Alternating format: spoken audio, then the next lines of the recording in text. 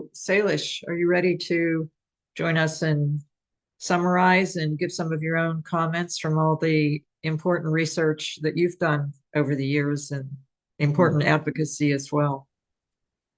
Thank you, Jane, and thank you, everyone. It was mind-blowing to listen to all of you and the indictment of the animal agriculture industry that came out of those 4 talks that I heard. And I'm reminded of Dr. John McDougall, who said, animal foods are not our food.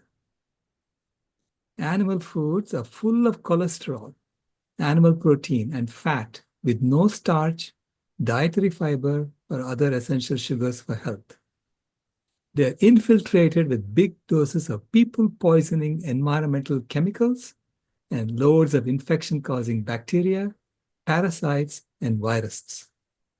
Why would you ever want to eat it? That's what he said. And here we are discussing how this entirely unnecessary industry producing a product that we really don't need to eat at all is causing all this problem on Earth. And we are wondering how to get rid of it. And how our children are being farmed by corporations to eat this food. Why are they being told to eat this food? There's another statistic that's very startling to me that I didn't hear today, but I will tell you. This is from the Physicians Committee for Responsible Medicine. They did a survey, and they found that 90% of Americans believe that protein is only found in meat, and calcium is only found in dairy. Now, where did they get that? They obviously got it from school. This is what they were taught. So I looked up my granddaughter's textbooks, and sure enough, whenever the protein is discussed, they mention meat. Whenever calcium is discussed, they mention dairy. So they keep associating meat and protein, milk and calcium, and very soon, children begin to believe that meat is only found in protein. Protein is only found in meat, and calcium is only found in milk, because that's always linked like that, okay, in textbooks. So I started looking at, okay, a system that is so far out of whack is driving us over a cliff, an ecological cliff, and it's urgent. The earth is screaming at us saying, take action. This is not going to last. We have already exceeded 1.5 degrees for a couple of years. Okay. Now, they will tell you at the IPCC that the 1.5 degrees that they agreed to was an average over 7 years. So they say, wait another 7 years for you to do the average. But Jim Hansen has said, it's not going to go down below 1.5, folks. It's already exceeded it, and it's not going to go down. Okay? So we know we have exceeded it. And are we going to wait another 5 years before we make decisions? Are we going to continue to let corporations lie to our children in school textbooks? We know how they're doing it. So why don't we now figure out how to get the science teachers to tell children that protein is found in all plant foods? All plant foods have all amino acids. How do we know this? We measured it in the lab. There is a University of Minnesota database with 11,000 plant foods listing all the amino acids in those 11,000 plant foods. And there is not a single plant food that's missing any one of the amino acids. This is from a paper that Chris Gardner wrote in 2019. Okay? And you can go look that up. So we know this. Science teachers ought to know this. So why are they using this ploy to con children? Congratulations, you know how to con children. Is that what we need to continue doing? Do we need to let corporations farm our children so that they can mine their physical, mental, emotional, and spiritual health for profit? Is that what an education system is intended for? To make them customers for the pharmaceutical industry, customers for the meat industry, customers for the fast food industry? So we have to now take action as parents, as grandparents, locally, demanding from our schools that they teach children the truth. That if you eat enough calories, you will get enough calcium. This is not me saying it. This is Dr. John McDougall saying it. Okay? And there's plenty of foods with more calcium than milk. There are plenty of foods with less calcium than milk. But if you eat enough calories on a natural diet, you'll get enough calcium. You don't have to worry about it. So I am a systems engineer and I analyze why people behave the way they behave. Why are the systems behaving like this? And it comes down to foundational flaws. So I believe that change is not going to happen by tweaking the system. I actually believe in Deborah Friese's two loops theory of change, where she said, big systems, especially living systems, can never be changed from within. You can only abandon them and start over. So I've written a book called There is a Planet B. Okay, there is a Planet B.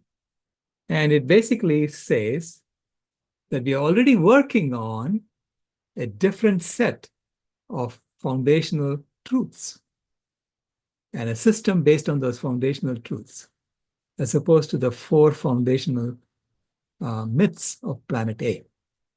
Planet A has four foundational myths. Protein is only found in animal foods.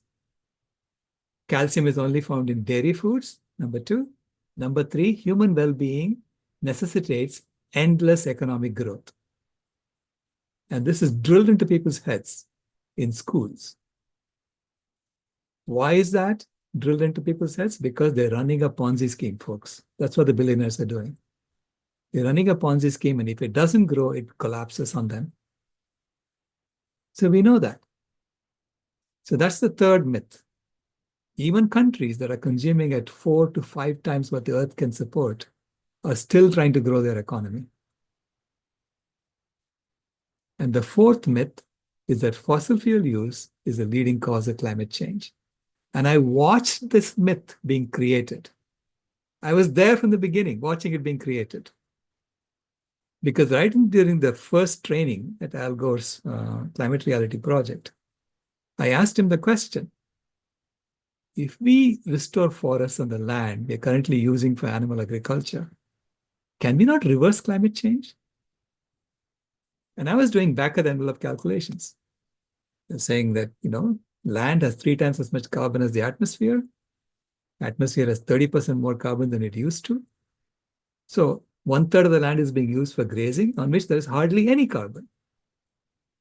So if we restore the forest, why can't we reverse this? And he immediately turned to Roy Neal, his chief of staff, and he said, how did this guy get in here? And he didn't answer my question. Okay? So then we wrote a letter to him. And he replied back to us saying, it's not as important as you think, but I'm looking into it. So we have the letters in Glenn Mercer's book, Food is Climate. So I have the original letters that I wrote and Al Gore's reply as well in Food is Climate. So then I waited. I said, all right, maybe he knows more than I do. Let me wait and analyze some more. And at that time, Goodland and Anhang wrote a paper saying that animal agriculture is responsible for at least 51% of greenhouse gas emissions on an annual basis. That came out in 2009. When that came out, I wanted it to be debated in the scientific community. So I waited. And in 2011 and 2012, it got debated. Because at that time, there was an UNFAO report saying that animal agriculture was responsible for 18% of all greenhouse gas emissions. So 18% and 51%, there's a wide gap. And the 51% was calculated by fixing the errors in the 18% report. So the people who wrote the 18% report, the UNFAO scientists, wrote a paper in the Animal Feed Science and Technology Journal, arguing that Goodland and Annang's calculations were incorrect. And then Goodland and Annang refuted every one of the points made by the FAO scientists, point by point, in the same journal. And it was devastating. Okay? And the editor then asked the FAO scientists to continue the debate. He invited them to continue the debate, and they declined to continue the debate. This happened in 2012. And at that point in my mind, Goodland and Annang's work was settled science. It was at least 51% of greenhouse gas emissions on an annual basis. And at that point, I wrote another letter to Mr. Gore saying that you have to talk about this. You cannot train thousands of people with the wrong information. And this time, he didn't want to even respond to me. Okay? So I had to walk out of the Climate Reality Project. And by that time, I was working on Climate Healers. So then I wrote a paper in 2019 saying that animal agriculture is responsible for at least 87% of greenhouse gas emissions on an annual basis. My number is bigger than everyone else's numbers because I was also counting the opportunity cost of the land that's currently being used for grazing animals. As Jared Bishop said, if we just give land back to nature and leave her alone, she'll fix the problem in 30 years. Okay? I'm pretty sure of that. My calculations are also showing exactly that. And then you have to count, okay, how is she going to fix the problem? She's going to start sequestering carbon every year. And you have to count that. Because every year that we are consuming animals, we are saying we don't want the forest to come back. We don't want nature to heal the problem, solve the problem. So that is an opportunity cost. And as an engineer, as a systems engineer, I would be incompetent if I don't account for opportunity cost. And this is why I do it, you know. And when you count that, that provided 56% of the 87%. So I was using just 31% as direct emissions and 56% as opportunity cost. And that was based on the fifth assessment report of the UN IPCC. And with the sixth assessment report of the UN IPCC, I'm able to increase that to 118%. Because the sixth assessment report said that soil has 3.5 times as much carbon as vegetation. Soil underground carbon storage is not only soil carbon, but also root systems and so on, which roughly has the same amount of carbon as above ground vegetation. And when I calculated 56%, I was assuming that root systems store as much carbon as above ground vegetation, and then the soil around the root system stores just as much carbon as the root system alone.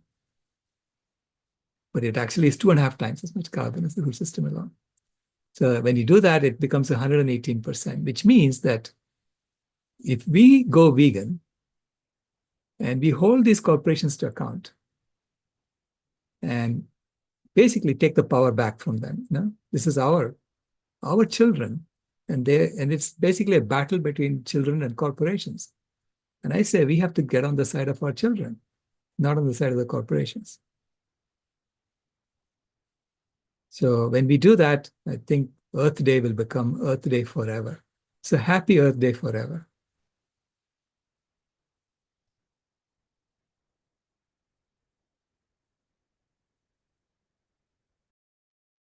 Sailesh, thank you so much for all the work you've done all these years. And you're the first person I met in this field after Glenn Mercer. And I appreciate all the knowledge you've shared with me.